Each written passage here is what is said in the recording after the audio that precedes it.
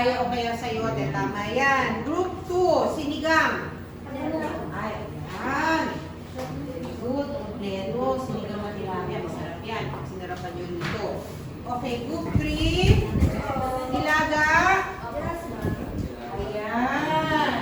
Okay, kompleto. Basta pag maghihiwa, mami, dahan-dahan na. Oo. Group 4, adobo ang ano natin, ang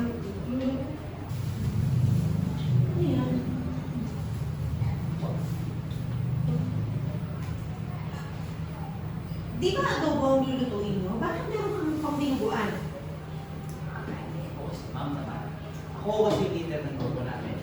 O leader ako ng desisyon kung ano lulutuin namin. May problema mo ba kayo sa dinuguan? Anton.